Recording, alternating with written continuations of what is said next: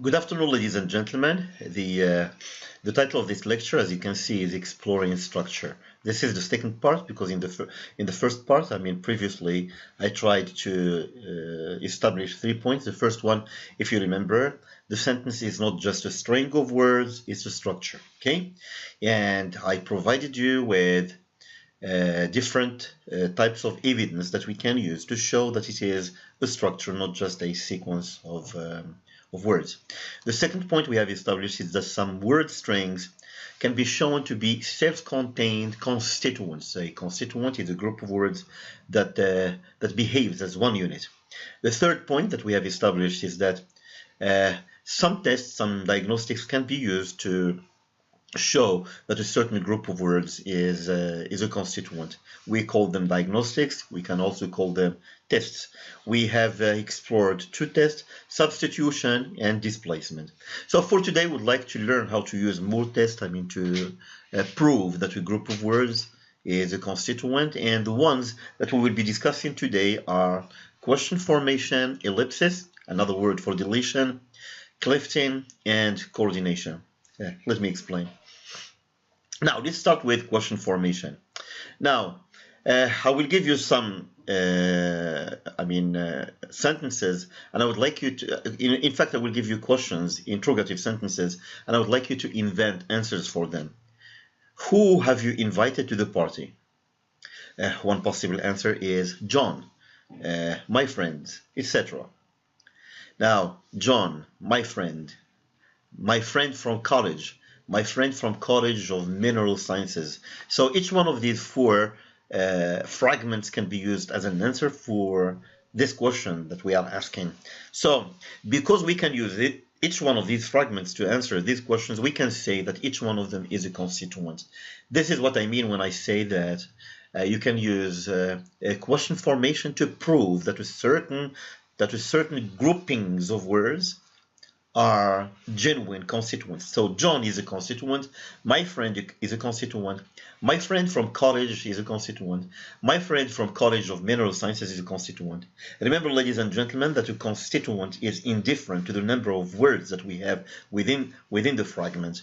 In John, we have only one word. In my friend, we have two words. In my friend from college, we have 4 words. In my friend from College of Mineral Sciences, we have 7 words, okay? So, but regardless of the number of words, each one of the fragments is a constituent. It is a constituent because it can be used to answer a WH question.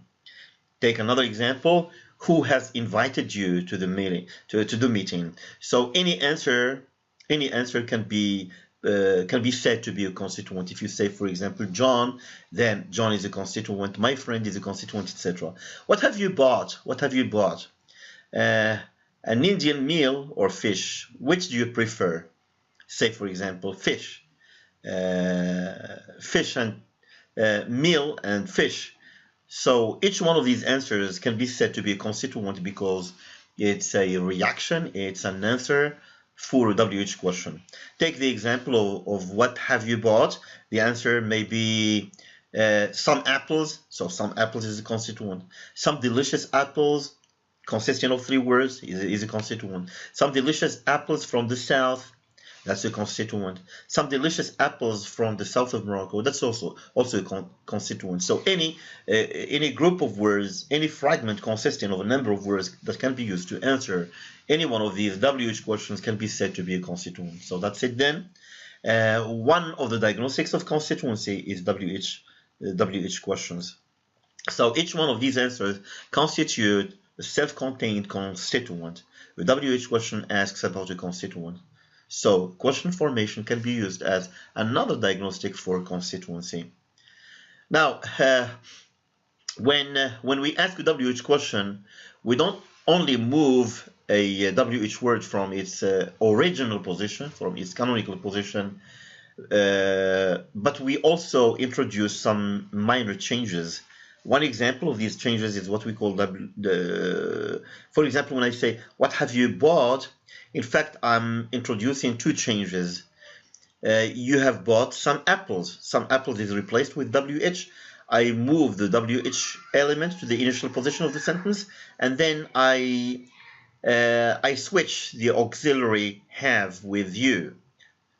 Yeah, so this is what we call subject auxiliary inversion. Subject auxiliary inversion, and you know it, okay? You know how it works in English.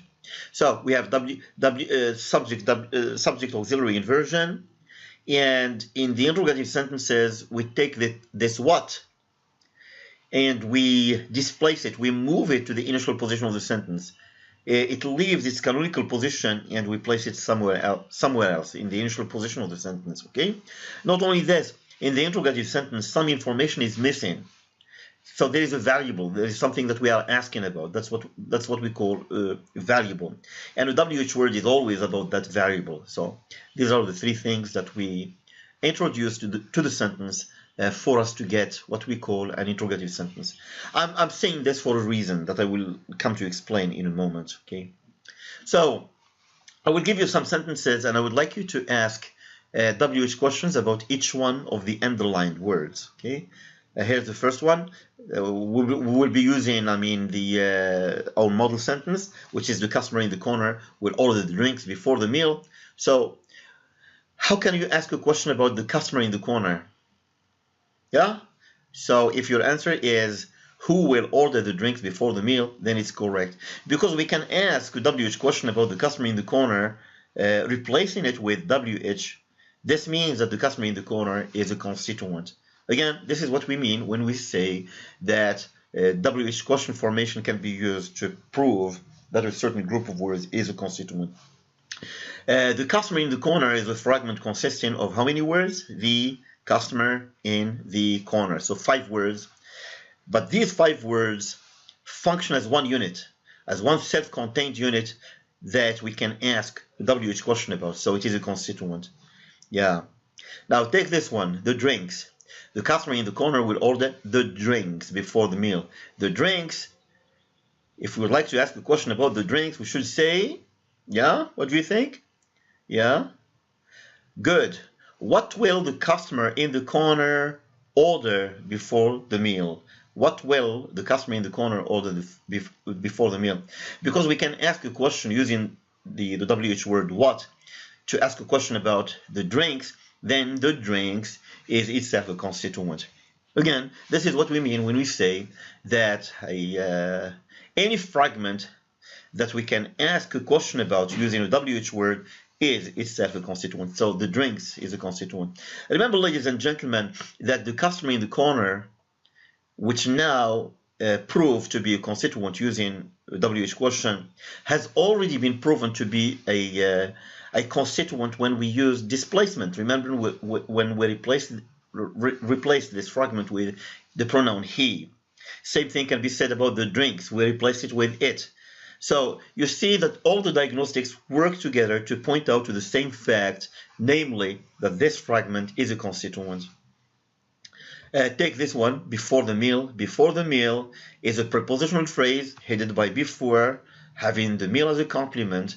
Before the meal is a constituent because we can ask a WH question about it. We can say, when will the customer in the corner order the drinks? When will the customer in the corner order the drinks? The answer, before the meal. So before the meal is a constituent. And remember, ladies and gentlemen, that we have already used displacement to prove that before the meal is a constituent. Okay? So because we can replace it with the proform, for example, later. Okay? The customer in the corner will order the drinks later. Okay? Later replaces before the meal.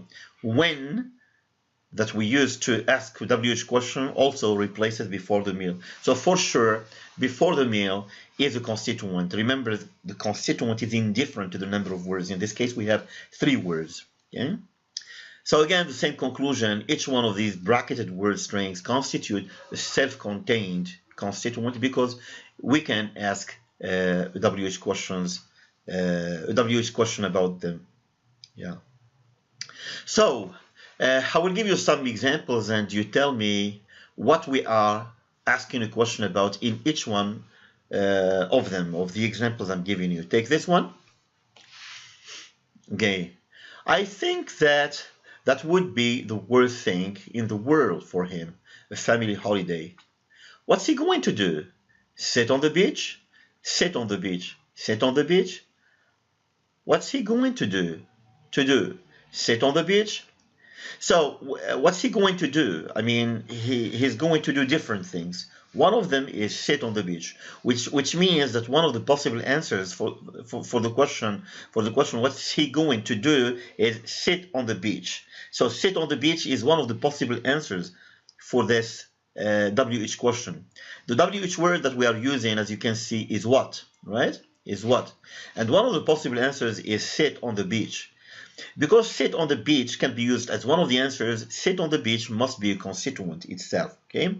So the WH word is what, and the answer is, or one of the answers is, sit on the beach. So sit on the beach is a constituent.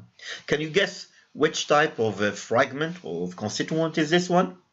If your answer VP, then it's correct. We know that it's a VP because it's headed by the verb sit. On the beach is a prepositional phrase headed by on, and it functions as the complement of sit. Okay. How about sentence number 2? What is Sylvia to do? That's the question. What is Sylvia to do? Again, this is a question in which we use the WH word what. And there's another question, which is, what are we all meant to do? What are we all meant to do? Meant to do. Okay. Here are some potential answers. Hang our cars from the trees. Throw them away. Hang our cars from the trees is a fragment which is used as a potential answer for the question, for the two questions that are asked. Okay. What is Sylvia to do? What are we all meant to do? Hang our cars from the trees. Throw them away. So because hang our cars from the trees and throw them away are potential answers, this means that these two fragments, hang our cars from the trees is a constituent and throw them away is a constituent. Okay. So again, I mean, what we have in VPs in general, as you can see, every VP consists of a verb plus something. In the first example, it's the verb plus a PP, or prepositional phrase. In the second example, again, we are asking a question which using the WH word what, and we have two potential answers. Each one of them is supposed to be a constituent. Okay, hang our cars from the trees. The verb in this case is hang our cars. From the trees, we have our cars, which is a PP, and from the trees, which is a PP. So both of them constitute what we call a complement, the complement of the verb, which is hang. So this is again evidence that hang our cars from the trees is a constituent. Same thing can be said about throw them away. That's the constituent. So any fragment of word, any group of words that can be used to answer a question is a constituent. Hang our cars from the trees is a constituent. Throw them away is also a constituent. Now take example number 3. In example number 3, we have a small mini conversation. A and B talking. We need fewer people, A says. What would you do? Eliminate them? What would you do? Eliminate them? What would you do is a question. Specifically, it's a WH question. And one potential answer is eliminate them. Eliminate them because it is used as an answer for what? For the WH question, then it must be a constituent. Remember again that a constituent is always indifferent to the number of words. In this case, we have 2 words. Eliminate them. Yeah. So what? And the answer is eliminate them. So eliminate them must be a constituent. Again, what we have here is a VP verb phrase. And we know that it's a verb phrase because it's headed by the verb eliminate, having a complement which is them, which is a pronoun, which is an object in this case. So ladies and gentlemen, my point is that one of the diagnostics, one of the tests that you can use to make sure that a certain group of words is a constituent is to ask a WH word about it. If you can, then it must be a constituent. Okay, now let's go back to our model sentence again, which is the customer in the corner will order the drinks before the meal. What I would like you to do is to ask a WH question about each one of the bracketed word strings that I will give you. Take this one. Order the drinks before the meal. How can you ask a question about that? The customer in the corner will order the drinks before the meal. How can we ask a WH question? If your answer is What will the customer do? Then your answer is correct. What will the customer do? The answer, order the drinks before the meal. So it's correct. What will the customer do? The answer, order the drinks before the meal. If you remember, order the drinks before the meal is a VP, but this VP contains the prepositional phrase before the meal. Because it contains it, then this must be an augmented VP, an extended VP. Remember that in the VP we have two layers, the augmented VP and the core VP. The core VP consists of the verb or the verb plus the object. The augmented VP consists of the verb plus the object on the one hand and something else that we call an adjunct, that can be a PP, MP, or otherwise. If you remember my garage metaphor, the object is like the living room, which is an integral part of the house. The PP or the adjunct is like the garage. It's a part of the house, but it's an independent part of the house. It's not integral, okay? How about this one? The customer in the corner will order the drinks before the meal. How can you ask a question about order the drinks? If your answer is, what will the customer do before the meal? Then your answer is correct. Order the drinks is itself a constituent, and this is what we call the core VP. It's the, if you like, the internal part of the VP consisting of the verb and the object, and that's exactly what we called the core VP. What will the customer do before the meal? Again, I mean, the fact that we can ask a question about the core VP as well as the augmented VP, this is strong evidence in favor of our layered analysis for the VP. Remember that the layered analysis for the VP is one in which the VP consists of two parts, the core VP and the augmented VP. Hopefully this point is clear for you. Now take our model sentence again. Customer in the corner will order the drinks before the meal. Order the drinks before the meal is the augmented VP. Order the drinks is the core VP. So order the drinks before the meal is the augmented VP. Order the drinks is the core VP. Again, our analysis of that is as follows. You have a VP consisting of containing the adjunct order the drinks before the meal, within which we have a core VP, which is this one, okay? Order the drinks, consisting of the verb plus the NP or the object, okay? The PP itself is adjoined to the VP, and that's why we iterate the VP. We reduplicate the VP, yeah? So this is basically the analysis that we are building up to. We would like to make sure that the VP, to make the VP, or to make the internal structure of the VP transparent when we draw a tree diagram trying to analyze the English sentence. So that's it. The verb is order, the NP, which is the complement, is the drinks, and before the meal is an adjunct, which is adjoined to the VP. Now how about ellipsis? Ellipsis is a Latin expression meaning deletion, when you take out something, omission of something. Yeah. Now, I will ask you to supply the words that have been omitted in the following sentences. I will give you a sentence, and then you tell me what's taken out from it. Okay. Now, the first sentence is, it is up to us. It is up to us. It is up to other teams to take steps to rectify our performance deficiency, and we will. Now the question is, we will what exactly? So there's something missing after the auxiliary. We will do something.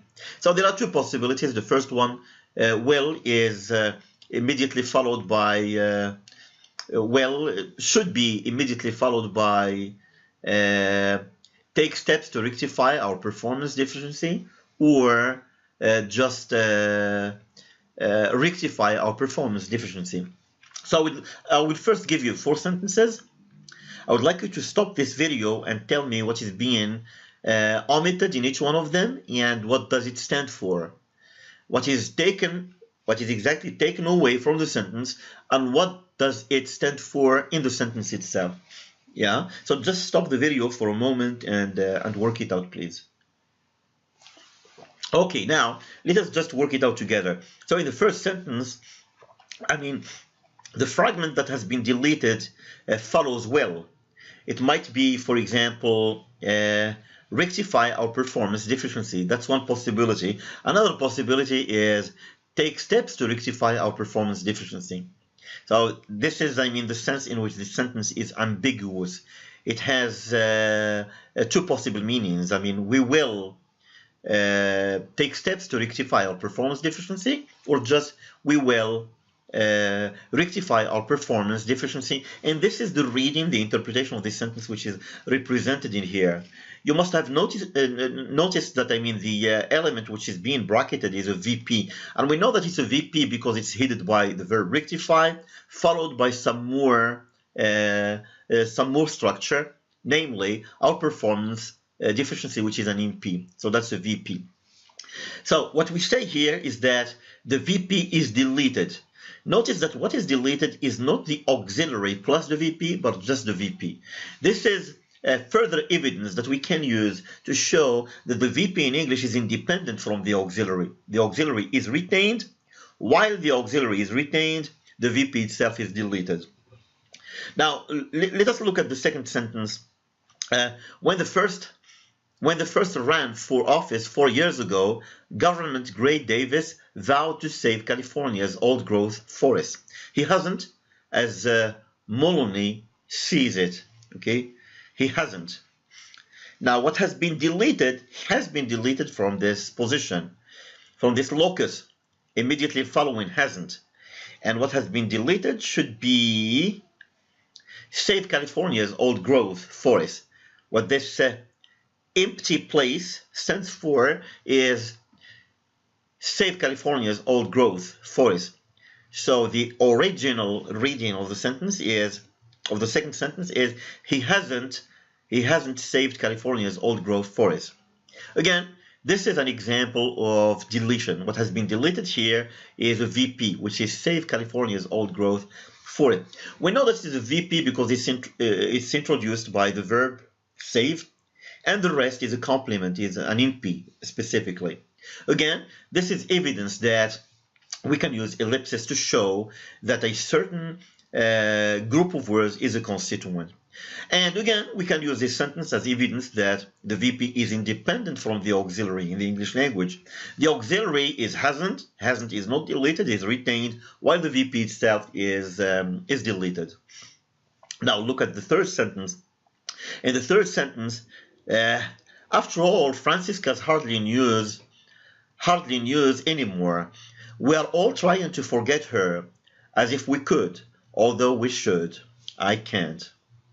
Now, we have three places from which some material is deleted. As if we could do something.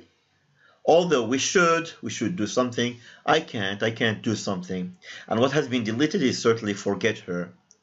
As if we could forget her, although we should forget her, I can't forget her. Now, if you look at the internal structure of this bracketed fragment, which is forget her, you will see by yourself that it's a VP because it's headed by forget, which is a verb, followed by a complement taking the form of a pronoun in this case, which is her. This is again evidence that forget her is a constituent. We know it's a constituent because it can be deleted, which it is in this sentence. It's deleted from three positions. Again, this sentence can be used as evidence in favor of our claim that the auxiliary is independent from the VP because could is an auxiliary which is retained. Should is also auxiliary and retained. Can't is an auxiliary and is retained as well. So while the VP itself is deleted, the auxiliary is retained. It's not deleted. Same thing can be done to the third sentence. Only those who were in the room know the absolute truth of this story. No one else probably will. Well, what? Will know the absolute truth of this story. Again, if we look at the internal structure of this fragment, we will see that it's headed by a verb, which is know, followed by an NP. Again, this is a VP for sure. And if we count the number of words we have here, we have know, the absolute truth of this story. We have 7 words, but still it's just one constituent, and we know that it's one constituent because it's taken out from here. It's deleted. It's deleted while the auxiliary itself is retained. Because the auxiliary is retained, we say that the auxiliary is independent from the VP, and because this fragment of words, this group of words is deleted as one unit, we conclude that it's a constituent. And because it's headed by the verb, we conclude that it's a VP. Again, ladies and gentlemen, I mean to refresh your minds about what we're doing now. We're trying to show in a clear way that a certain group of words has the status of a constituent, and we know that it's a constituent because it can be deleted as one unit. This is the point that I'm trying to make now. Now, here's a question I would like to ask you just to make sure that you're following my argument. Is the omitted string of type 1 or type 2? This is type 1. Type 1 is it a VP consisting of a verb plus NP, or a VP consisting of the auxiliary plus the verb plus the NP? Aha. If your answer is of type 1, it's a VP consisting of the verb plus something else like the NP, then your answer must be correct. Because the second type, what we are saying is that the VP consists of an auxiliary plus V plus the NP, which is not the case. We have already shown that the auxiliary is independent from the VP. And we know it's independent from the VP because while the auxiliary is retained in all of the examples that we have discussed so far, the VP itself, consisting of the verb plus something else, is deleted. So the VP is a constituent. It's a genuine constituent, and we know it is so because we can apply this diagnostic of ellipsis to it, and the auxiliary is independent from it. These are the two conclusions that we want to make from our analysis so far. Again, I would like to ask you, what's the correct representation of the sentences that we have, of the VPs that we have seen so far? Is it the one, is it the right one? Is it the one to the right or the one to the left? Is it the right one or the left one? The right one must be the right one. And the reason is that it's in the right structure that the auxiliary is independent from the VP instead of being a part of the VP as it is in the left tree diagram. Okay, so the left tree diagram is incorrect and the right tree diagram is correct. Now here's another practical question that I would like you to answer. Which string is omitted in the questions below? Again, I will be using my model sentence. A, the customer in the corner will order the drinks before the meal. And then B answers, are you sure he will before the meal? What has been deleted in here? If your answer, what has been deleted from here, is order the drinks, then your sentence is correct. It's correct because before the meal is retained. The auxiliary is retained. Look at the auxiliary. It's retained. Before the meal, which is the adjunct, is retained. What is deleted is order the drinks. Does it remind you of something? It should. It should remind you of what we call the core VP. What is being deleted in here in this question is the core VP. So again, we can use ellipsis to prove that within the sentence we have a core VP as well as an augmented VP. Now, I mean, the picture will become clearer when you look at the second example. Okay, the customer in the corner will order the drinks before the meal, and then B says, are you sure he will?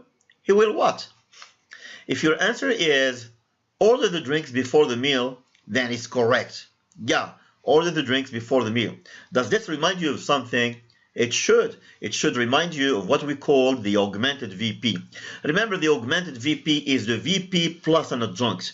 And the adjunct in this case is the prepositional phrase before the meal.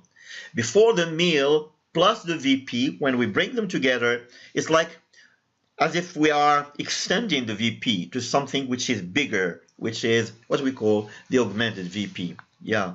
Again, using ellipsis, we can prove that the correct analysis of the VP is the one that allows for the possibility of adjoining some material to the VP, extending it, making it bigger. Yeah. So ellipsis supports what is our layered VP analysis.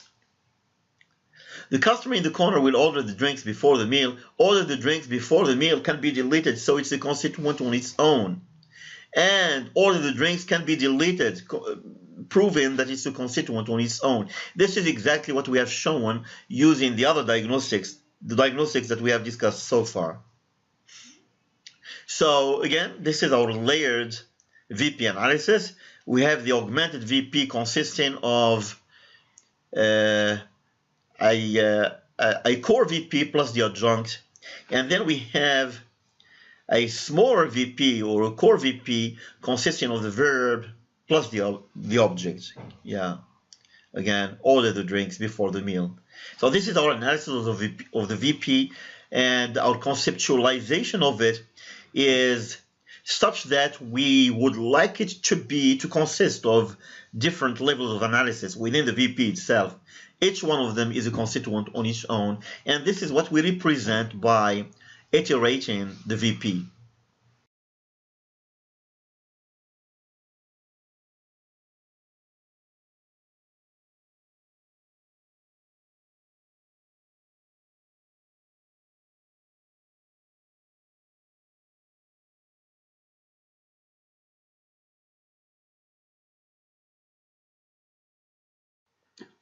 Good evening, ladies and gentlemen. The 2 points that we have considered so far, the first one was that the sentence is not just a string of words, it's a structure. And the second one is that we can identify the constituents or the self-contained units within the sentence that we call constituents using tests such as substitution, displacement, ellipsis, the WH word formation. For today, ladies and gentlemen, we'd like to look at how we can use another diagnostic, another test to prove that a certain group of words is genuine constituent. The test that we'd like to consider today is called clifting. What is clifting? Let me just give you an example of a clift sentence.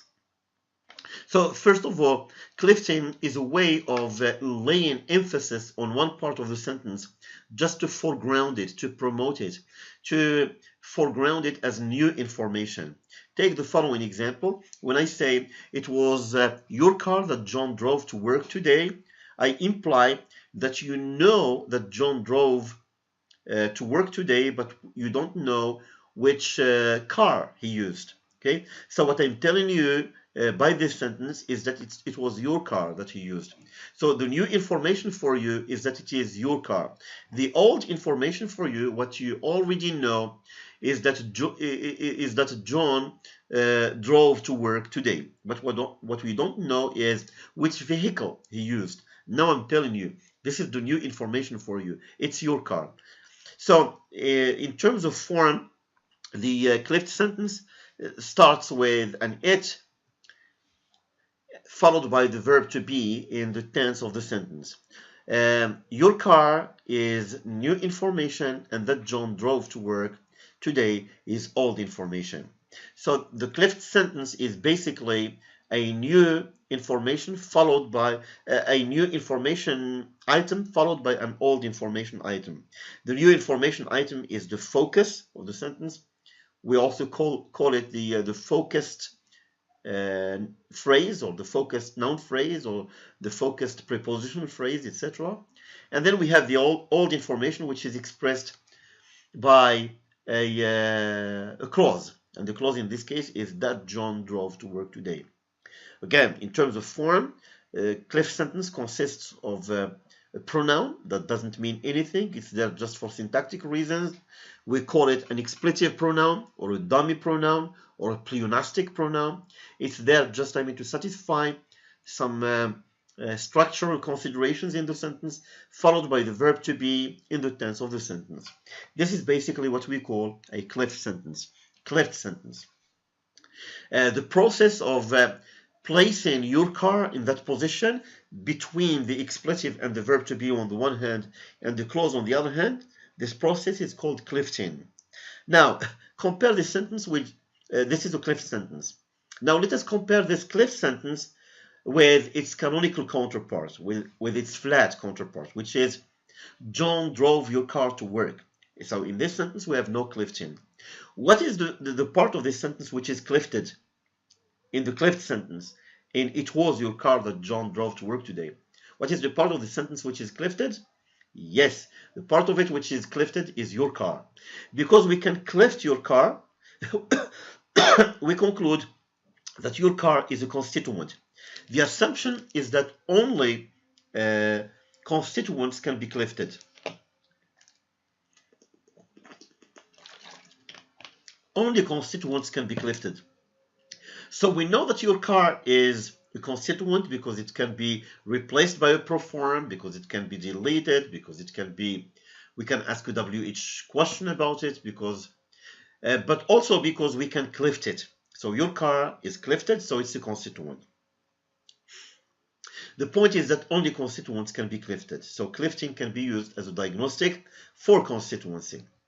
Okay, let us go back to our model sentence, which is this one. The customer in the corner will order the drinks before the meal. I will give you sentences in which some parts of the sentence are clifted, and you tell me which parts are clifted exactly. Take the following sentence. It's the customer in the corner who will order the drinks before the meal. So tell me, which part of the sentence is clifted? Yeah, I made it easy for you by using the blue color. The customer in the corner is the part of the sentence which is clifted. How do we know? It's preceded by an expletive pronoun, which is it, followed by the verb to be, and followed by who will order the drinks before the meal, which is a clause. Because we can place it in this position as new information, as a foregrounded information, then the customer in the corner must be a constituent. The customer in the corner can be clifted, so it's a constituent. The customer in the corner is a constituent. Remember, ladies and gentlemen, that we have already shown that the customer in the corner is a constituent using other diagnostics such as substitution. If you remember, we used he, and we asked a question about that using the WH word who, if you remember. Now we are using another diagnostic, which is that of clifting, to prove again, to give some more evidence that the customer in the corner is a constituent. How about this sentence? Sentence number 2. It is before the meal that the customer in the corner will order the meal. Will order the drinks. It's before the meal that the customer in the corner will order the drinks. Okay? Before the meal can be clifted. How do we know that it can be clifted? Because it's placed between the expletive pronoun it, followed by the verb to be, and before the meal is followed by the clause that the customer in the corner will order the drinks. So it's clifted. Before the meal is the new information that we give to the reader or to the hearer.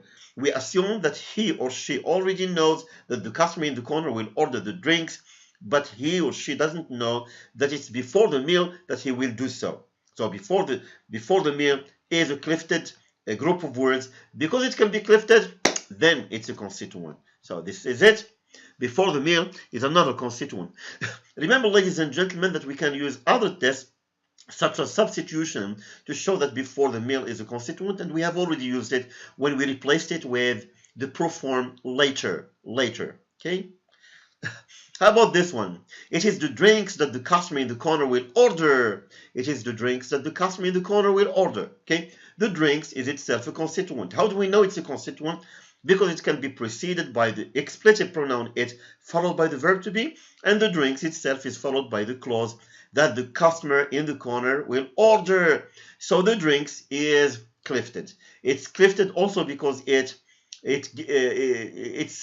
new information for the person who is reading the sentence or listening to it. Okay, the drinks is a constituent. So I bracket it. Remember, ladies and gentlemen, that we have already used other tests to show that the drinks is a constituent, including substitution and WH word formation. So the customer in the corner can be clifted, so it's a constituent. Before the meal can be clifted, so it's a constituent. The drinks can be clifted, so it's a constituent. That's it then. The rule is if you can clift a group of words, then it must be a constituent. That's the rule. Okay?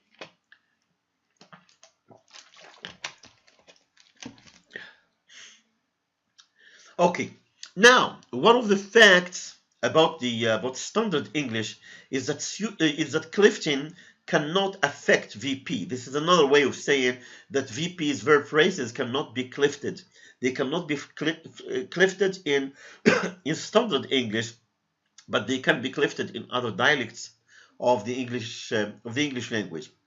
But what I would like to say now is that although VPs cannot be affected by clifting, they can be affected by another operation that we call pseudo clifting. Pseudo clifting. Please remember, this is not pseudo clifting, this is pseudo clifting. What is pseudo clifting? Pseudo clifting can be exemplified by sentences such as the following. Okay, let us read sentences A and B. I don't need the equivalent of another car loan. I don't need the equivalent of another car loan. Another way of saying the same thing is, what I don't need is the equivalent of another car loan. So what I mean by this sentence, what I imply by this sentence is that I know that I don't need something, but you don't know what I don't need. Now I'm telling you, what I don't need is, so this is the new information for you, what I don't need is the equivalent of another car loan. This means that the equivalent of another car loan is pseudo-clifted. In pseudo-clifting, we use the expression what at the beginning of the sentence. What I want to do, what I'm thinking about, what I want you to give me, what I want you to do for me, what I can't stand. So what follows this expression, this what expression, is what we call the pseudo-clifted constituent.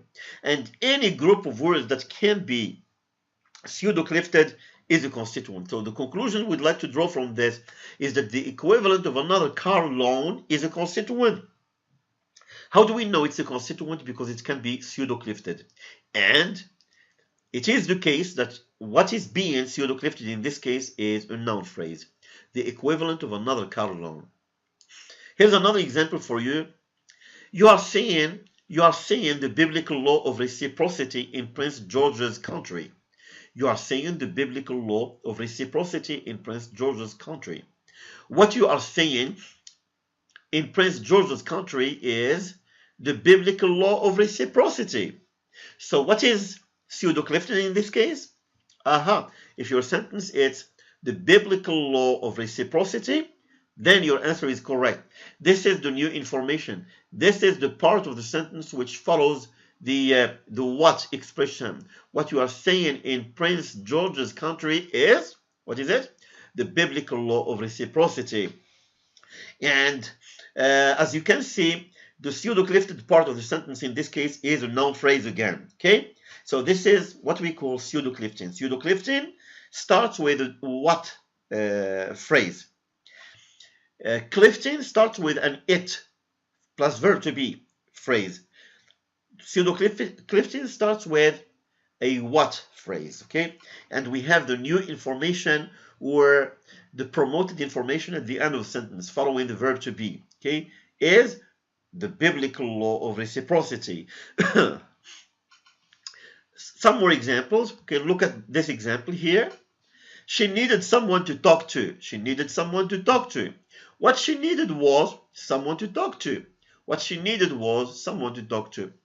Can you guess what is the part of the sentence which is pseudo-clifted? In what she needed was someone to talk to. If your answer is someone to talk to, then congratulations. Your answer is correct. Okay? Someone to talk to is a noun phrase, as you can see. Someone to talk to. Yeah. That's an NP and it's pseudo-clifted. Because it's pseudo-clifted, then it must be a constituent. How about the second sentence?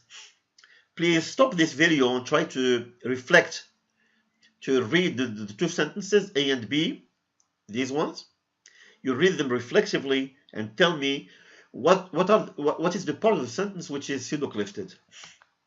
Well, if your answer is this, they will force them underground. They will force them underground. The part of the sentence which is pseudo-clifted in the second one, what they will do is force them underground.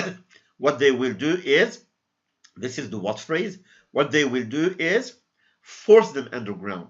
So it's force them underground, which is pseudo-clifted. Now, what's the nature of this group of words? Because it's clifted, because it's pseudo-clifted, then it must be a constituent. But what's the nature of this constituent? If your answer is a VP, then it's correct. How do we know it's a VP? Because it starts with a verb plus something. The VP is always a verb plus something else, okay? So it's a VP. That's why I told you, ladies and gentlemen, that even if VPs cannot be clifted, they can be pseudo-clifted. And here is one example, okay, in which the VP is pseudo-clifted. What they will do is force them underground. The VP does not include the auxiliary. Look at the sentence. What they will do is force them underground. So the VP, which is pseudo-clifted, is independent from the auxiliary will. Do you remember, ladies and gentlemen, when I told you that the auxiliary is always independent from the VP in the English language? We have already used ellipsis to show that this is the case, and now we are using pseudo-clifting to show that the auxiliary is independent from the VP. Do you remember these two sentences? Do you remember when I asked you what is the right tree diagram? Is it the left one or the right one? The answer must be it's the right one. And it's the right one because in the right tree diagram, the auxiliary is independent from the VP. Here is the VP, and here is the auxiliary, which is independent from it. In the left tree diagram, the auxiliary is a part of the VP, and this is incorrect. We have already used diagnostics such as ellipsis and pseudo-clifting to show that the auxiliary is independent from the VP. Which constituent is focused on in the following examples? I will give you examples and tell me which part of the sentence is pseudo-clifted. Contacting his relatives will cause mayhem in his family. The pseudo-clifted counterpart of the sentence is what contacting his relatives will do. So I'm sorry, the verb is contacting, not contracting. What contacting his relatives will do is cause mayhem in his family. Which part of the sentence is pseudo-clifted? If your answer is cause mayhem in his family, then your answer is correct. Cause mayhem in his family is the pseudo-clifted part. Because cause mayhem in his family is pseudo-clifted, then it must be a constituent. But what is the nature of this constituent? Yes, it's a VP. We know it's a VP because it's introduced with a verb, which is the verb to cause. That's it. The verb plus something else. That's a VP. How about this sentence? Again, look at this.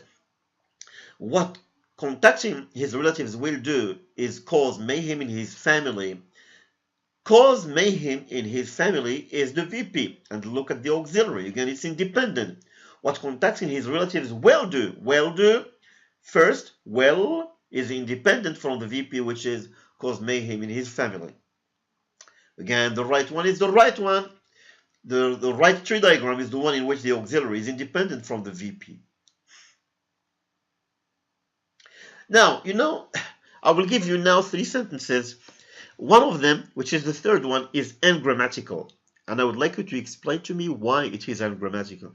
If you remember, ladies and gentlemen, at the beginning of the course, I promised something, which is this. When you study syntax, when you study this syntactic analysis course, you will be able to say why certain sentences are grammatical in English while others are ungrammatical. You will be able to say consciously, not just intuitively, but you will not only tell me, I feel that this sentence is ungrammatical, but I don't know why. You will be able to explain why certain sentences are ungrammatical while others are grammatical. And now we will start doing this, beginning from this point. What I'm doing here is that I'm giving you 3 sentences. First one is correct, is grammatical. The second one is grammatical. The third one is not grammatical. Why? Why is it ungrammatical? You will be able to tell me now. Let us read the first one. What the customer in the corner will do before the meal is order the drinks. Aha! Tell me, what is the part of the sentence which is pseudo-clifted? Because this is a pseudo-clift. It starts with the what phrase, okay? And then we have the verb to be, which is followed by something. So this is a pseudo-clift. What is the part of the sentence which is pseudo-clifted?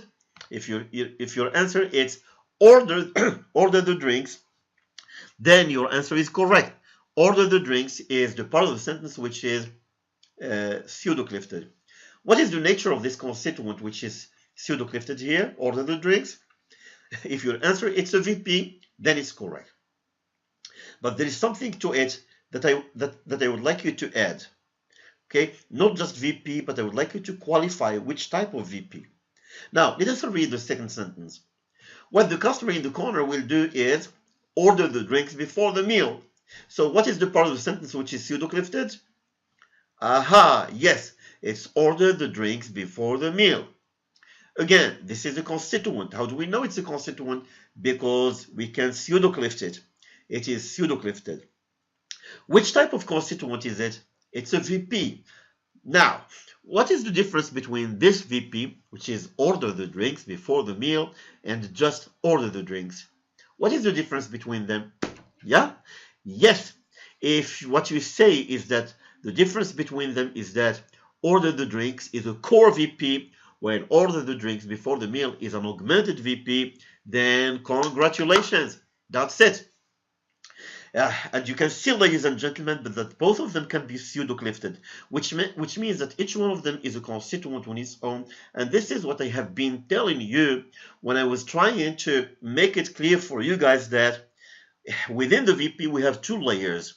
The small layer, what we call the core VP, consisting of the verb plus the object, and the bigger one, the extended one, that we call an augmented VP, consisting of the verb plus the object plus something else, which is the adjunct. Okay, if you remember my garage metaphor, that's it again.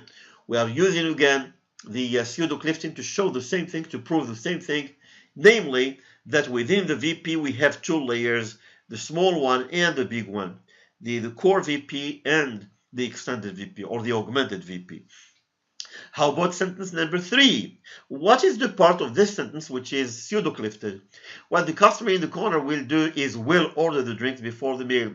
This sentence is ungrammatical in standard English. Why?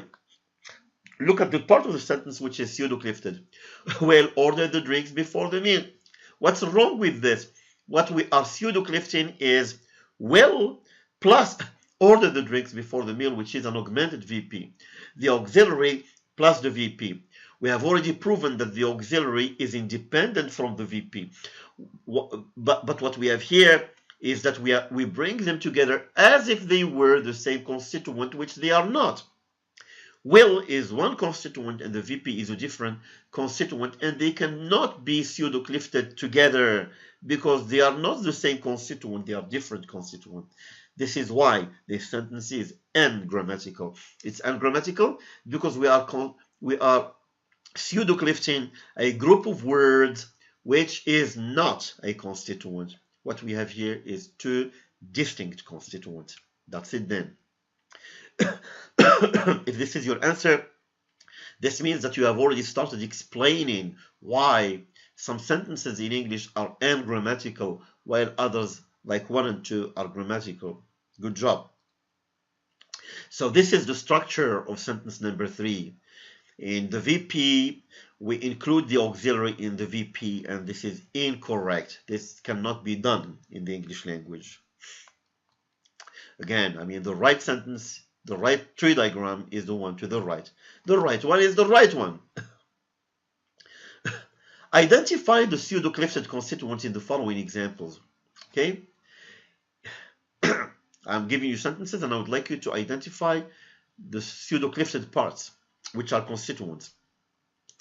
In the lower 48 states, people consider the deer as pets. So the last thing they would do is eat them. What is the part of the sentence which is pseudo-clifted?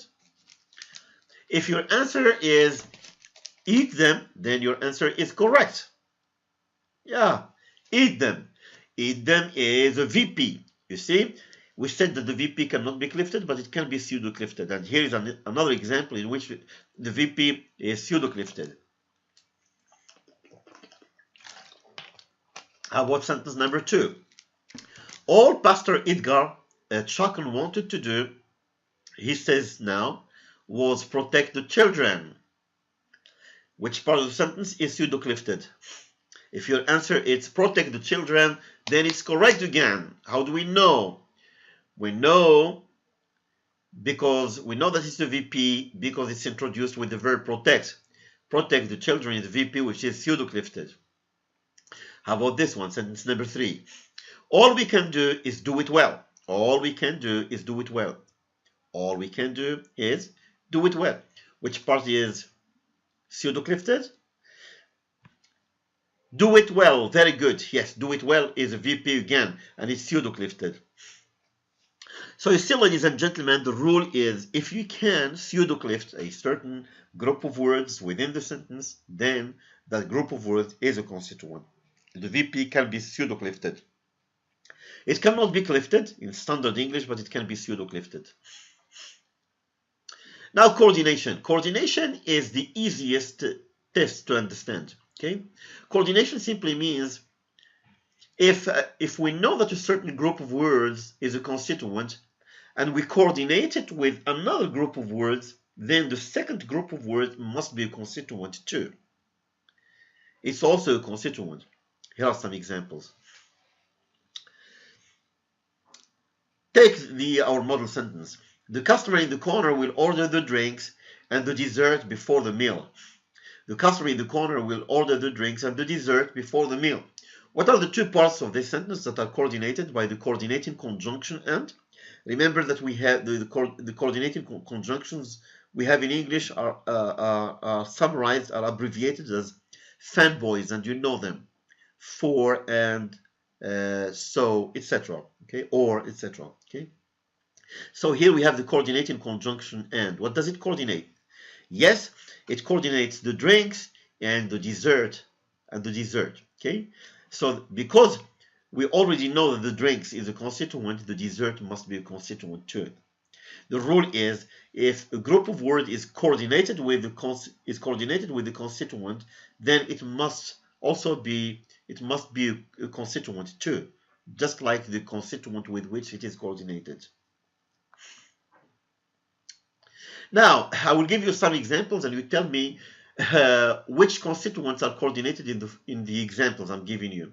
Then you identify the category of each one of them. You tell me if the category is NP or VP or a clause or something else. How about this one? I will give you 2 sentences, okay? 2 sentences. Many parents with children in these schools have felt the impact and seen the point. What are the coordinated parts in this sentence? The coordinated groups of words in this sentence? If your answer, they are felt the impact, seen the point, then your answer is correct. And the coordinated conjunction we use is and. Yes, great. Felt the impact, seen the point, both of them are VPs.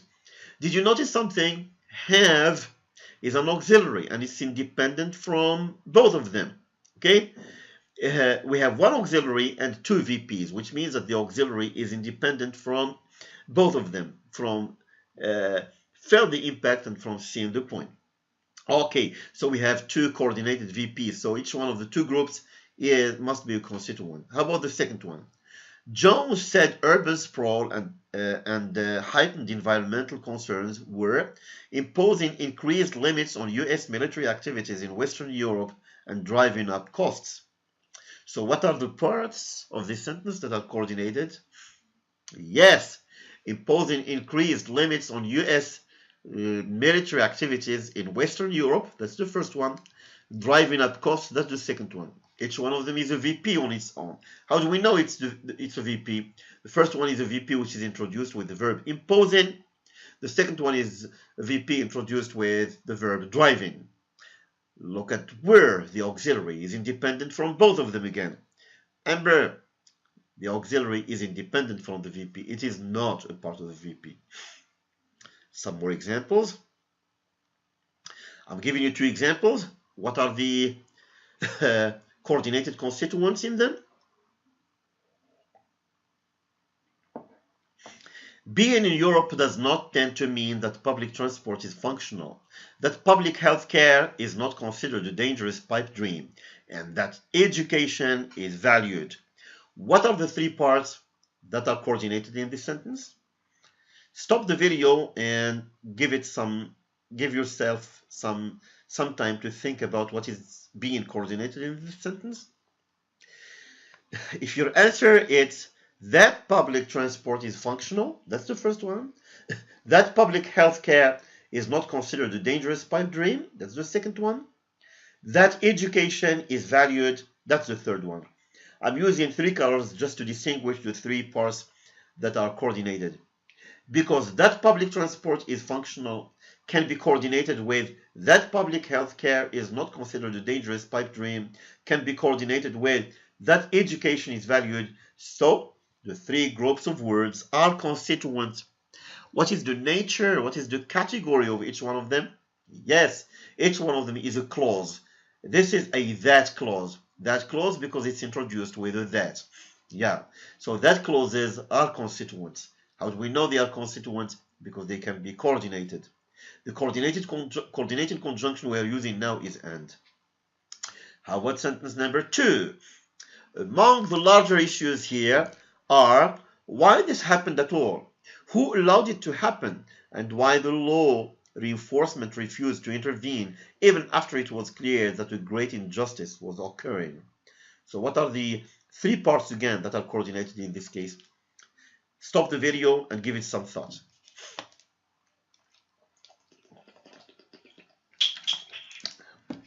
Okay, what are they? Yes, if your answer, the three parts that are coordinated are why this happened at all, the second one, who allowed it to happen, the third one, why the law reinforcement refused to intervene even after it was clear that a great injustice was occurring, then your answer is correct. Congratulations again. I'm using three colors just to make it clear how what we have here is in fact three different groups of words that are coordinated using the coordinating conjunction and. Yes, you know that in the English language we prefer not to repeat the coordinating conjunction and. We use it just once, but it should be clear for you that this and is here and is here as well. But I mean, we tend to use only one coordinating conjunction to avoid repetition in coordination in the English language. Yes, again, so what we have here is three groups of words that are coordinated. Which category are they? Yes, they are clauses, but this time we have clauses with WH words. Why, who, and why. Yes. So in the first sentence we have three clauses, three that clauses. Here we have three interrogative clauses. Interrogative clauses. So that clauses are constituent. Interrogative clauses are also constituent. Let me just sum it up. What we have seen so far. Some strings of words are constituents, and we use the following test to show that they are constituents. We use substitution, displacement, question formation, clifting, ellipsis, and coordination. 6 tests can be used to show that certain strings or groups of words are constituent. In my next lecture, ladies and gentlemen, I will talk about specific constituents within the sentence, such as what we call adjuncts, what we call specifiers and complements.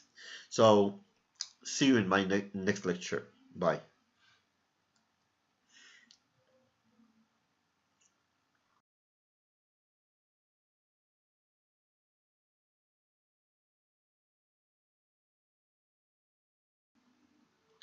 Good evening, ladies and gentlemen. The title of my new lecture, as you can see, is Building a Tree Diagram.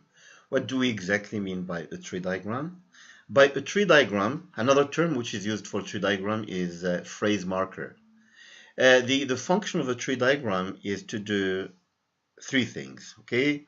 with a tree diagram, we want to identify the constituents of the sentence. Remember, ladies and gentlemen, that constituency is decided upon on the basis of those diagnostics such as substitution, question formation, etc. We have already discussed this. I will not go back to it. Okay. So by a phrase marker, or with a phrase marker or tree diagram, we want to encode to identify the constituents of the sentence.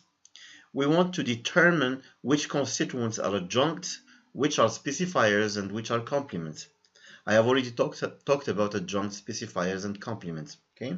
So, and in a tree diagram, we want also to encode or to identify the relationships between these constituents, the constituents of the sentence. Okay. So the three functions of a tree diagram are to identify the constituents, to encode them in the tree diagram, to determine the function of each one of the constituents as an adjunct, to complement, or a specifier, and to describe the relationships between these constituents. Okay, so now, I mean, a tree diagram built in this way, a phrase marker built in this way, in a systematic way, is what we call X-bar theory. Later on, I will explain to you what an X-bar theory is. The format itself is called X-bar format. Okay, I will come back to this, and once I talk about all the details of it, I will come back to the theme of X-bar theory. Okay. Suppose now, if you like, the X-bar theory describes the skeleton of the sentence. Okay, one of the things that we want to understand when we study language is how sentences are built up, how the phrases are built up. This is what I mean by the skeleton of the sentence, or the skeleton of the phrase, and this is exactly what we want to do by this X-bar theory. Okay, suppose, for example, that I have a sentence like this one: the customers will order the drinks immediately. So what are the constituents in here? Which constituents are adjuncts, are specifiers, are complements? And what is the relationship between these three types of constituents?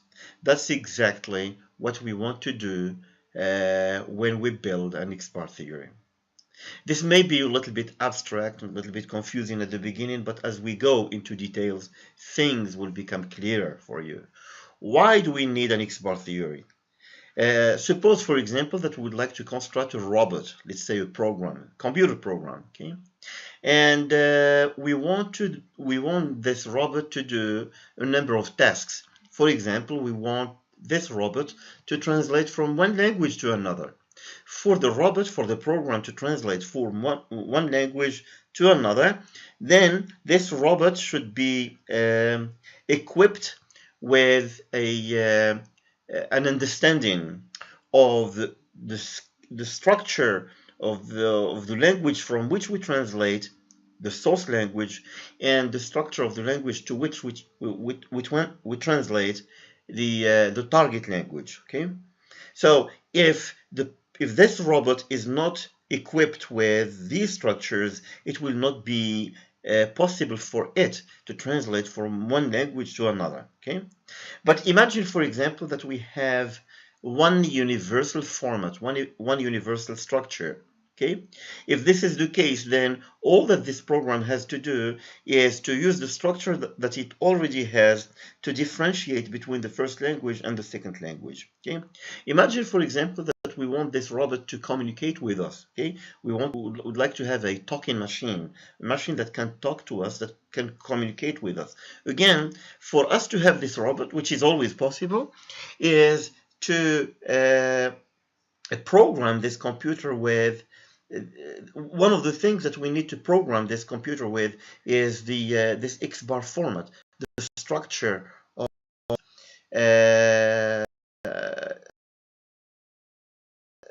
that for all parts within the language with which we want this robot to communicate. For example, this robot to teach a language, why not? Or at least to correct mistakes, as some spell checkers do when we type in a computer, for example. Okay, again, for program for a robot to do this, it should be able to tell if a certain structure is okay, is grammatical in the language, and which is not okay in that language. Again, it will need to have this algorithm. It will need to have this this X bar theory in its mind, so to speak. Okay. Imagine, for example, that we would like this robot to process the text, to read the text and understand it, and provide us with a summary of the text. Again, for the robot to do this, it should be able to tell which sentences are grammatical and which are ungrammatical, which structures are possible or are admitted in the language of that text, and which structures and which ways of building sentences are not possible in that language. Okay. Now, so what we need to do if we would like to have a robot like this one is to provide the robot with an algorithm, with a basic structure, which means that we should provide the robot with the words of the language, what we call the vocabulary or the lexicon, plus a limited number of rules.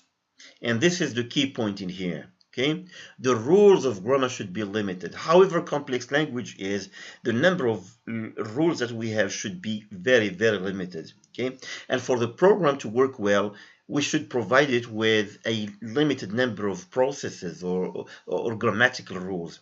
The same thing works for a child. When a child learns his or her language between the time they are born and 5 years old, for them to learn their mother tongue, the structure of their mother tongue should be as simple as possible, even if it seems to be very complicated, very complex, but deep inside there must be a blueprint, there must be a simple set of rules that animals cannot learn. Okay, so this is the philosophy of what we are doing here. We would like to discover, would like to see if we can reduce all the rules of grammar of language into a limited number. This limit we call X bar theory in technologies, by providing a robot like the one that you can see, that does different things like translation, communication, teaching, correction, text processing, etc. Would like to provide it with a limited number of rules with which a child acquires his or her mother tongue. So that's the philosophy of our desire to have an X bar theory, an X bar format. Okay. Now, this X bar theory is based on 3 hypotheses. Okay. Notice, ladies and gentlemen, that we will be using all the concepts that we have been studying so far. Okay. So the 3 hypotheses are the following. The first hypothesis is called the head hypothesis, or the head requirement. The head hypothesis is that every phrase, XP, VP, NP, every phrase must have one and only one head. Okay, so in all the phrases that we have studied so far, be it a noun phrase, a verb phrase, an adverb phrase, an adjective phrase, you must have noticed that every one of those phrases can have only one head. It cannot have more than one head, 2 heads, for example, or 3 heads, and it cannot be 0 head. It cannot be a headless phrase. So there are no headless phrases in natural languages, and there are no phrases with more than one head. Okay, that's what we call the head hypothesis, or the head requirement. The second requirement or hypothesis is what we call the binarity hypothesis. What it means is that branching must be binary. When we build a tree diagram, we cannot have a phrase with 3 branches or 4 branches.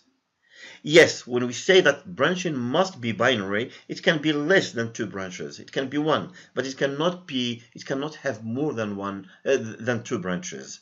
So this is basically what we mean by the binarity hypothesis.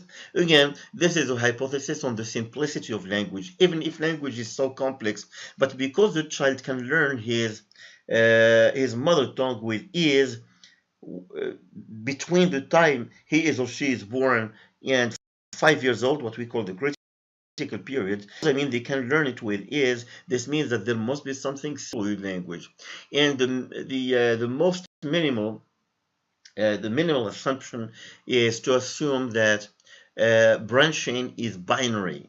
Yeah. The third hypothesis, and this is something that I will come back to later on, is that projects onto two bar levels. Do you remember when I was talking about two levels in the VP and two levels of the NP? What we call the small VP or V bar and the augmented VP, the maximal projection. Do you remember when I was talking to you about two levels in the NP itself, N bar or the small NP and the augmented NP, N bar and the maximal projection? Exactly what we mean here. But I will come back to it because I would like to make it clear by looking at something. Okay? The projection hypothesis is the hypothesis that one phrase can be multi-layered. It can have more than one layer. It can have the small VP and then the augmented VP, V bar and VP, N bar and NP. That's what we mean by the projection hypothesis. So basically we have three hypotheses that we'd like to use in our account: the head hypothesis, the binarity hypothesis, and the projection hypothesis. Yeah. So let me just give an example to see what it means for a tree diagram to satisfy these three requirements: the head requirement, the binarity requirement, and the projection requirement. My example is John found a car in the garage. Okay. First thing you should do is to identify the words, or let's say the lexical items that you have in the sentence. You have John, which is a noun. You have found, which is a verb in the past. You have a, which is a determiner, an article in this case. Car, which is a noun, in, which is a preposition. The, which is a determiner, an article in this case. And garage, which is a noun. Okay. The determiner and the noun come together under the same phrase, and you know these things. That's the NP. It's a constituent on its own. We know it's a constituent, for example, because it can be replaced by a pronoun, such as it. John found a car in it. Okay. Of course, it can undergo other diagnostics. This is just one example. Okay. Again, this is a PP. Yeah. Headed by the preposition in, the complement of which is the garage. The PP on its own is a constituent. We know that because we can replace it with a proof form such as there. And I can say John found a car there. Yeah. A car is a noun phrase. Again, I can replace it by a proof form such as the pronoun it. John found it. Yeah, which is an NP. And here we have a VP, and the VP is found a car in the garage, consisting of the head, the verbal head, V, found, followed by an NP and a PP. Yes. The NP being a car, the PP being in the garage. This is what we call the VP. And John is a noun. Specifically, it's more precisely, it's a noun phrase. It's the subject of the sentence, and the S that we have here is represented is on the symbol of sentence, the notation that we use for sentence. So this is our phrase marker or our tree diagram for the sentence John found a car in the garage. So we identify the lexical items and the relationship between them, and we bring them together under constituents such as the NP, the PP, the VP, and the sentence. Yeah. Now, just to introduce you to some terminologies. When we say syntactic categories, we mean parts of speech such as the noun, the verb, the determiner, the preposition, etc. We call them syntactic categories. That's the first level in a tree diagram. When we say phrasal categories, we mean the phrases such as the noun phrase, the verb phrase, the NP, the PP, and so on. That's the phrasal level. Okay. By the root, we mean the sentence itself. So the root is 1 because the sentence is 1. Yeah. So that's it then. This is an example of what we call a tree diagram or a phrase marker, okay, in which we identify the parts of speech, the syntactic categories, and we account for how they come together in constituents, self-contained units that undergo some diagnostics. We have already discussed this, and how all of those phrases come together in this network that we call the sentence. Okay. Now, another way of representing this tree diagram is by using the rules, using arrows like these. Okay. For example, this tree diagram can be reanalyzed in terms of some rules. Okay. And here are the rules. Okay. The first rule tells you that the S, which is the sentence, rewrites as NPVP. This is S. This is the sentence. It rewrites as NPVP. This is another way of saying that in the sentence we must have an NP followed by a VP. That's a rule for the English language. The arrow that is used here is universal, theoretically relevant notation that we use in the syntactic theory. And when we state the rule, we read it in this way. State it in this way: S rewrites. That's why these rules are also called rewrite rules, because they specify how some categories are how they are substantiated. Okay, what does this category, this phrasal category, which is S, what does it consist of, and how are its constituents arranged or ordered at the linear level? What comes first and what follows what?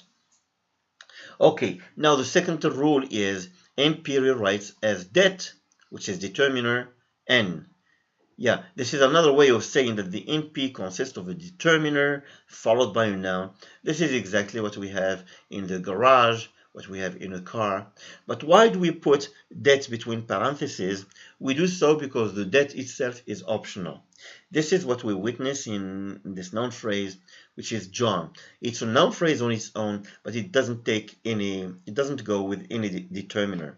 So we put the determiner between parentheses, just to have one rule that would account for those noun phrases having no determiner and those noun phrases that are that have a determiner. Okay. The third rule is VP rewrites V and PPP. This rule accounts for this tree in here. The VP consists of a verb followed by an NP followed by a PP. Yeah. And the last rule reads PP rewrites as P and P. So look at the PP that we have here. It consists of a P followed by an NP. So the rewrite rules that we have here, the 4 rewrite rules, is just another way of saying the same thing, except that what we do when we use rules is that we break down the structure in terms of separated rules. Now, let us look at this tree diagram and see to what extent it satisfies the 3 requirements of the head requirement or the head hypothesis, the binarity requirement or the binarity hypothesis, the projection requirement or the projection hypothesis. Let's start with the head hypothesis. Look at the noun that we have here. That's the head of the NP. So the NP is headed and it has only one head, which is the noun. So it's consistent with the head hypothesis. It satisfies the head requirement, no problem. How about this one? How about the PP? It's headed by P, which means that the PP has only one head, which is the preposition. Again, this satisfies the head hypothesis. Same thing can be said about the other NP, which is a car. It has one and only one head, which is a car. Okay, A is a determiner, so it does satisfy the head requirement. Same thing can be said about the VP. Yes, it has one and only one head, which is verbal, which is the verb, followed by NP, PP. Yeah, same thing can be said about the NP. It's headed, it has only one head. But how about the sentence itself? Does it have a head? No, in this tree diagram it doesn't have a head. But actually, in the English language, the sentence itself can be headed. In fact, there are 4 possible heads for the sentence, and we call them complementizers. A complementizer is that word that heads the sentence itself. In the English language, I mean, these complementizers can head the sentence only when it is embedded. The first one is that. The first complementizer is that. When I say, for example, he told me that John was there. That John was there is a clause, and the head of this clause is that. And it gives the sentence a declarative value. So it's very important in terms of meaning, and it heads the sentence. So it's the head of the sentence. So is the sentence headed? Yes, it is headed. Does the sentence itself satisfy the head requirement? Yes, it does. We just need to show it clearly on this tree diagram. The sentence does have a head, but this head is not very clear in this tree diagram. Okay. Another possible head for the clause is whether, that we use in declarative sentences. He asked me whether I'm leaving today. He's asking me whether or not I'm leaving today. Whether is the head of a declarative clause. That is the head, whether is the head of an interrogative clause. That is the head of a declarative clause.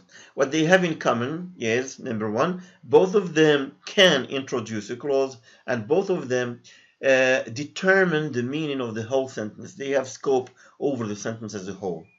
Another possible complementizer is if, that can head the sentence. He asks me if I'm leaving, if I am leaving. So it's declarative. We can use it in conditional sentences as well. If you don't want to leave now, I will have to change my mind about my promise. Okay? So if can be used can be used to introduce a conditional clause, conditional sentence. And it comes at the beginning of the sentence, so it is a complementizer too. It can be used as a head of a clause as well. And what it has in common with whether and that is that all of them introduce the clause, and all of them determine the meaning of the sentence as a whole. If says that the sentence is conditional, or sometimes interrogative. Whether says that the sentence is interrogative. That says that the sentence is declarative. Another type of complementizer that we have in English is for. We use it in non-finite clauses, infinitive clauses, like when I say, for example, for you to quit smoking this month is the best thing you can do. Okay, I'm just trying to imagine something, okay? So for is itself a complementizer and should not be confused with the preposition for, like when I say this is for you, this gift is for you. For in this case is a preposition. It is followed by a noun phrase, a pronoun in my example, for you. But I mean it can introduce a non-finite clause as well, okay? So which means that it's a complementizer. Okay, and it's there only when the verb is infinitive. So how many complementizers do we have in English? We have 4 complementizers: that, whether, if, or for, and each one of them can introduce the sentence and somehow determine the meaning of the sentence as a whole, or determine its structure, like in the case of for, that says. That determines the tense of the verb, making it in the infinitive form. Okay, so this means that the clause itself is hidden, and we should make this clear. We should encode this in our tree diagram. How can we do this? One way of doing it is by adding another branch in which we point out to the complementizer, and we say that the complementizer can potentially be that. Of course, in the English language, I mean, free clauses or root clauses that are not embedded clauses are not introduced with the complementizer. I cannot say, for example, instead of saying, I'm happy today, I would say, that I'm happy today. No, we don't say that in English. But in many other languages, even free clauses or root clauses can take the complementizer. This is not the case in the English language. The complementizer goes with the clause only when the clause is embedded in the English language. But we should take it into consideration that we must have a slot, structured slot for in which we can put the complementizer if it's needed. Yeah. So now our sentence, our tree diagram satisfies the head hypothesis. But so instead of calling it the sentence beginning from now, we will be using the term CP, which stands for the complementizer phrase. So we say the VP, the verb phrase, the NP, the noun phrase, the PP, the prepositional phrase. Now we want to say the CP, which means the complementizer phrase. This is just to indicate that the sentence itself, the complementizer phrase, is itself a phrase which is headed by one and only one complementizer. Okay, it cannot be more than one complementizer. So by so doing, we can say that our tree diagram is now consistent with the head hypothesis. Now, how about the binarity hypothesis? Look at the tree diagram again. Look at the NP. The NP has only two branches, which is okay. The PP has only two branches, which means that it satisfies the binarity requirement. The NP in here satisfies the binarity requirement, only two branches. The NP has less than two branches, which means that it's okay, because the binarity hypothesis tells us that a phrase cannot have more than two branches. If it has less, it's okay, but more, no, it's not okay. But how about the VP? Look at the VP, it has three branches. So in this case, we can say that the VP does not satisfy the binarity requirement, nor does the CP in here, having three branches. Okay, which means that this tree diagram is not really up to our expectations. We want it to be binary. We want a tree diagram to have only binary branching. So to do this, I will suggest to make some changes to rectify the tree diagram, but I will talk to you about this rectification that has been suggested by syntacticians by giving you examples. Imagine, for example, that I have a phrase such as always in the garage. Which type of phrase is this? If your answer this is a PP, a prepositional phrase, then it's correct.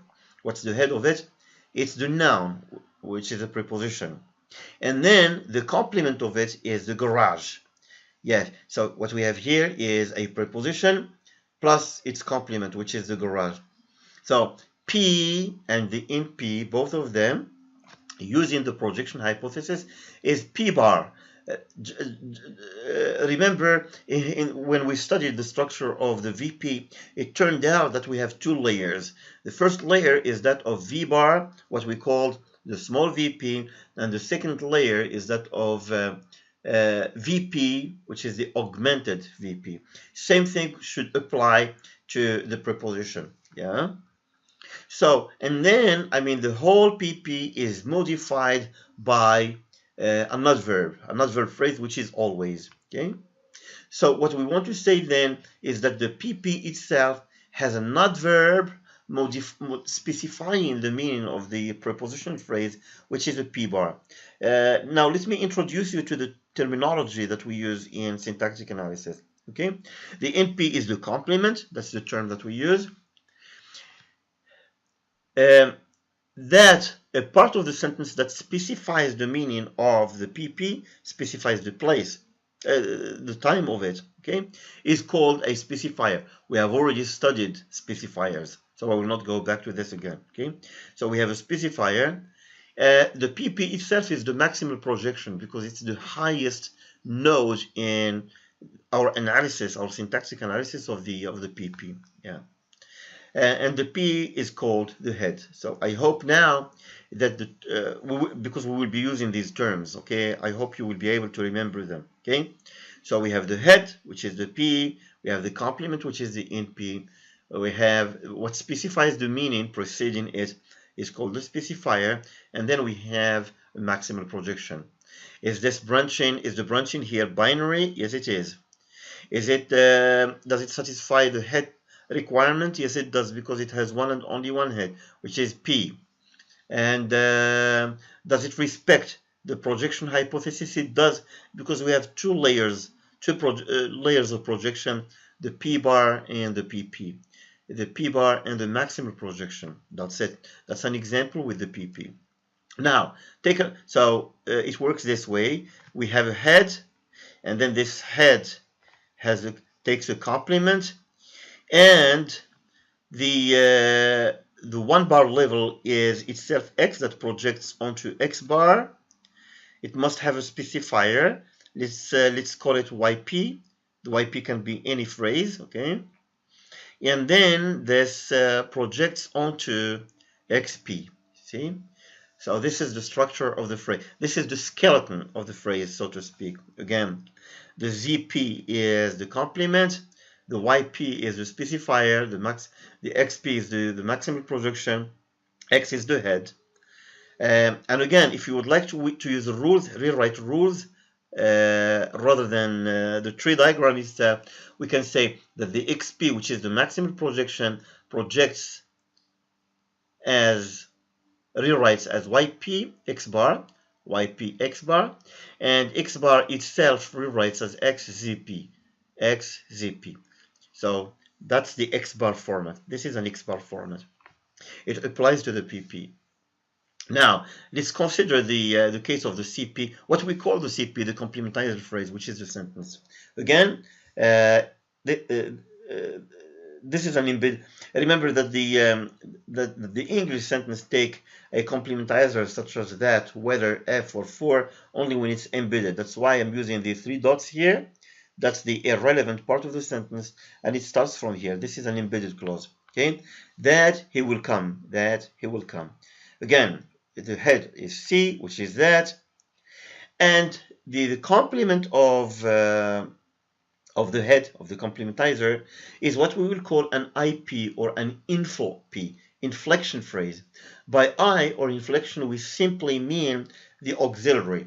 Beginning from now, and I will come back to this again, beginning from now, we will call the auxiliary inflection, and we will be representing it using either I or info.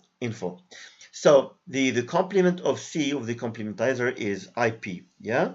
So what is the first projection level? If your answer is C bar, then it's correct. Yes, it is. Again, we would like to add a specifier, and then we will come up with a CP. Again, the rule is CP rewrites as YP C bar. This is the YP and C bar. I will come back to this YP because, I mean, you may be wondering right now, what should we put in here? What does it stand for? I will come back to it in a moment. Then we have C bar that rewrites as CIP. C, and the complement of which is the whole sentence. He will come, yeah, that we called IP. And I will explain to you why we call it IP, okay? So he will come, C is that. Now, how about this YP? What should we put in here? This is the place of WH words such as who and what and where and when, etc. Because all of these WH words move from their original positions, from their canonical positions, to this position. I mean, to the leftmost position of the English sentence. But I will not say much about this today. Okay. Now, take this one. IP, or the inflection phrase, or the auxiliary phrase, yeah, the head of which is the auxiliary, okay, that's the I, or the inflection, okay, and the complement is the VP. Do you remember when I was showing, using those diagnostics, that the auxiliary is independent from the VP? Do you remember this? Here we are. Do you remember when we proved that the auxiliary and the VP would constitute one constituent that we called auxiliary phrase, or now we will just call it I phrase or inflection phrase. It's the same thing. Please, if you don't, if this idea is not very clear for you, you can just refer back to my previous lecture. Okay, and then we have a specifier. I will come back to the nature of this specifier. And what is the maximal projection? The maximal projection must be IP or inflection phrase. Yeah. So again, if you would like to use the rewrite rules or the rewrite format, the IP rewrites as YP followed by I bar, yeah, which is in auxiliary phrase, auxiliary bar. I bar or auxiliary bar rewrites as I followed by the VP, and that's it. So the VP itself is hicam, the inflection is well, and what is the YP? What is the specifier of IP? Again, this is a point that I will come back to later on, but let me just hint at the final analysis. In our final analysis, we will prove that he is the specifier of VP. And then it must move from this position, from this, the specifier of the VP position, to the specifier of IP position. Unfortunately, in my course or at this level of your understanding, I will not be able to talk about this. This has been called in the syntactic literature the VP internal subject hypothesis, which is another way of saying that originally the subject is a part of the VP, but then it moves from the specifier position of the VP to the specifier position of the IP. In my in the tree diagram that I will give you as an example in my today's lecture, I will come back to this idea. Okay. Now let us look at the VP. The VP itself, the head of it is the verb. In this case, the verb has no complement because the verb is intransitive. Okay. So we have the V bar level. It must have a specifier, which is the subject. And remember, one of the reasons why we want to put the subject in the specifier position because it has all the specifier head relationship properties. For example, it agrees with the verb, as I explained previously I think in my last lecture, in my previous lecture. Okay. So then this would project onto VP. Again, if we would like to translate this little tree diagram into rewrite rules, we will end up having VP rewrites as NP V bar, V bar rewrites as V. It doesn't have a complement in this case. Yeah. So the verb is come, and the subject is the specifier of VP, he. Now, if you want to bring together all these analysis of these phrases in a closed structure, we will end up having something like this. So look at this. This is the specifier. This is the complementizer phrase. It branches out into specifier. This is the landing site of WH phrases, as I explained before, like when, where, who, why, etc. They move from the VP phrase into here to this position. But this is not something that I will not tackle in my lecture today. So again, the CP branches out into a specifier C bar C. The complement of C, which is the complementizer, is the IP, which means the clause. Auxiliary phrase. Again, specifier I bar I, which is the auxiliary. The complement of the auxiliary or the I, the inflection, is VP. VP branches out into a specifier, which is the subject position, V bar. Okay. In our case, the verb come itself is intransitive, but otherwise, the V bar would branch out into V and NP, which would be the complement of the verb. Yeah. So here are some questions for you guys, just to make sure that you understand how we built this tree diagram, and you can use the relevant terminologies. What are the heads in here? Yeah, so the answer should be, we have three heads: the complementizer, the inflection, which is the auxiliary, which is well, and the verb. So we have three heads. Yeah. What are the maximal projections? And remember, by the maximal projection we mean the phrase level, the phrasal categories.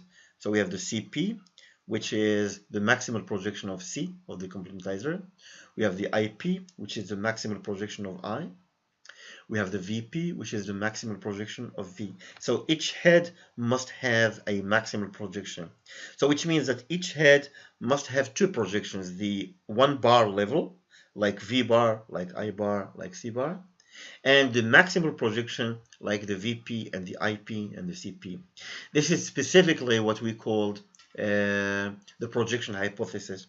The projection hypothesis now should be reinterpreted to mean that every verb must be projected onto one bar level, X bar, and the maximal projection, XP. Now the third question is, what are the complements of C and I? Here is C. What's the complement of C? Your answer should be that it's IP. That's the correct answer. What's the complement of I? Your answer should be that it's VP. That's the correct answer. Yeah. So the maximal projections are VP, IP, CP. The heads are V, I, C. We have three specifiers because we have three phrases, three heads, three maximal projections. That's it. Now, what is the X bar theory then? If we generalize over all those three diagrams of the PP, of the VP, of the CP, of the IP, we will have just one abstract format, and the format is the following. Okay, XP rewrites as ZP X bar. Okay, XP rewrites as ZP. ZP is the specifier, followed by the one bar level, which is X bar. Okay. And here it is, it works this way. XP, okay, ZP is the specifier, X bar is the one bar level, like V bar, like N bar, like I bar, like P bar, etc. Okay, and then the second rule is X bar rewrites as X, YP. X is the head, YP is the complement of the head. Remember that the complement itself is optional. For example, in intransitive verbs, we don't have any complement. We can just put it between parentheses to indicate that it's optional. Okay, so X bar rewrites as X followed by YP. Yeah, and here is the tree diagram itself. Okay, X bar rewrites as X having YP as a complement.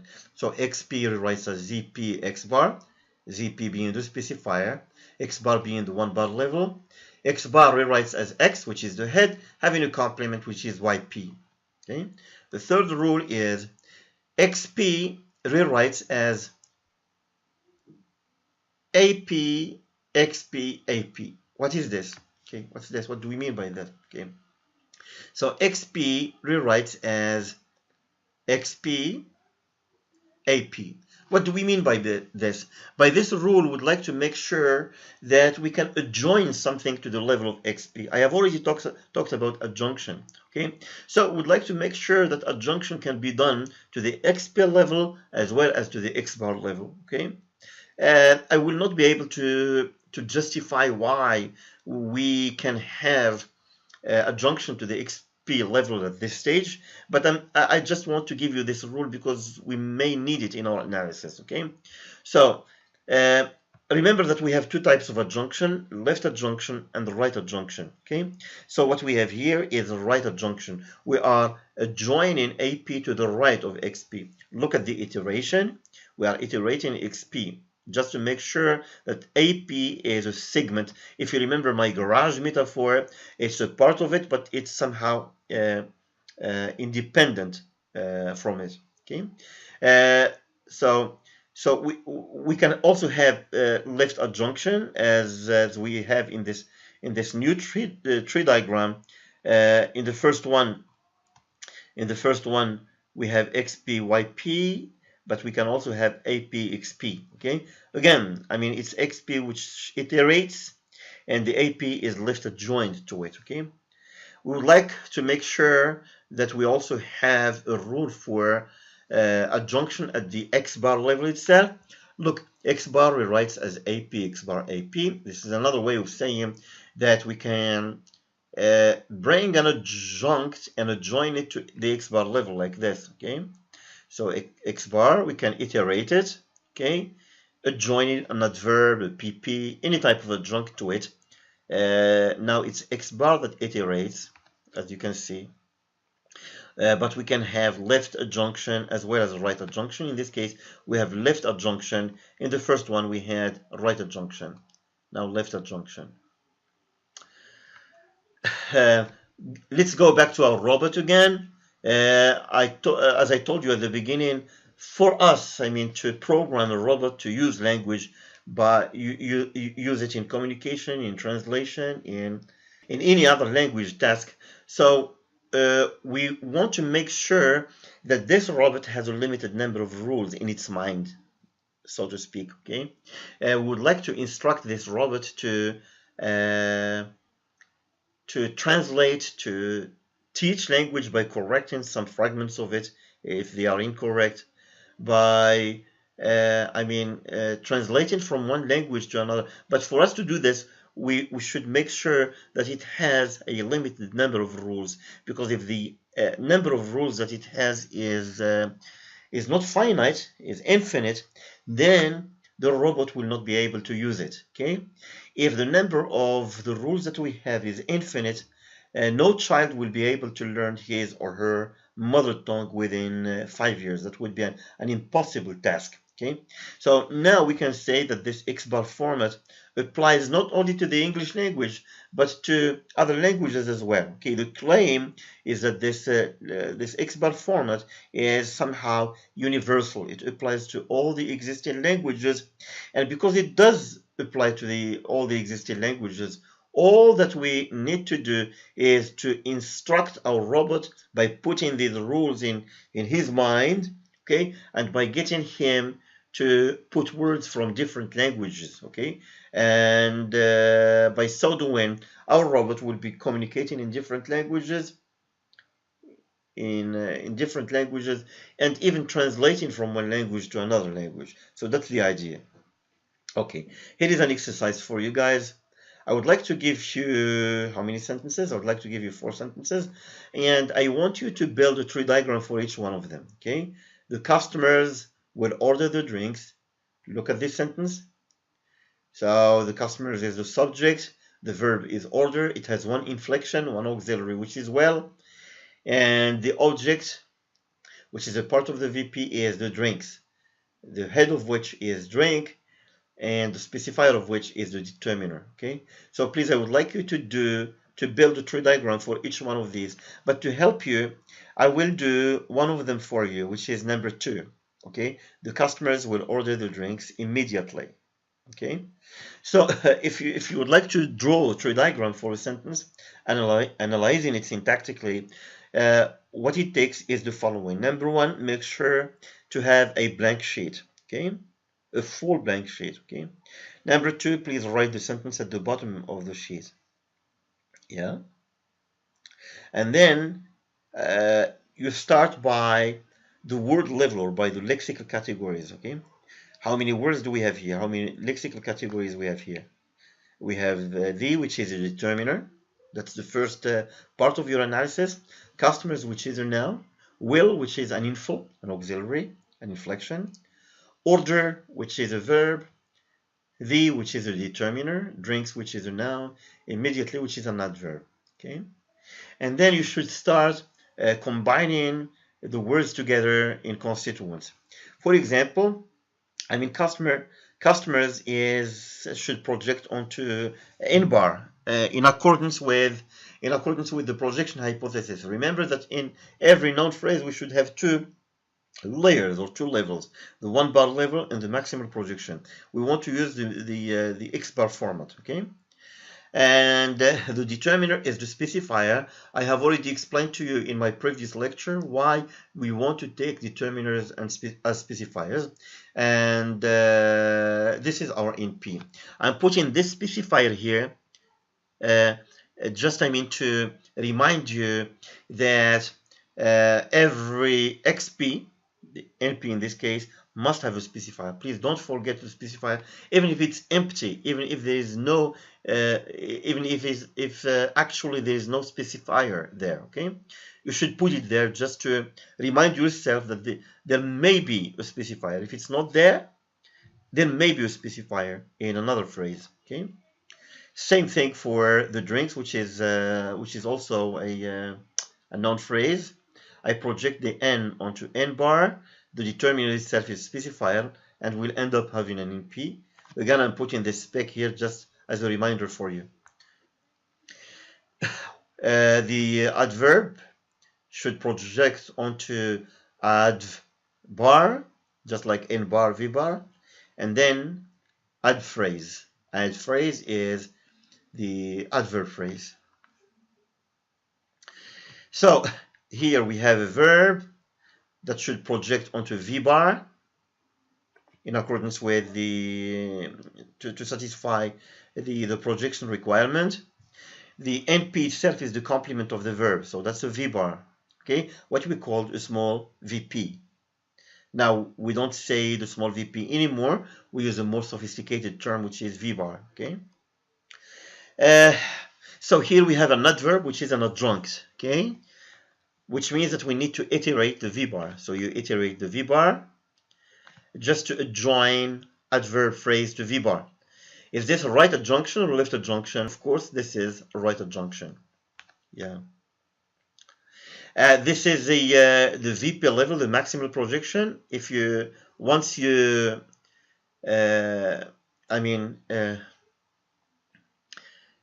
decide that there is a v bar, you should project onto a higher level, which is that of the maximal projection VP. Again, because this is a maximal projection, it must have a specifier. What is its specifier? As I explained to you before, the specifier of the VP is the subject.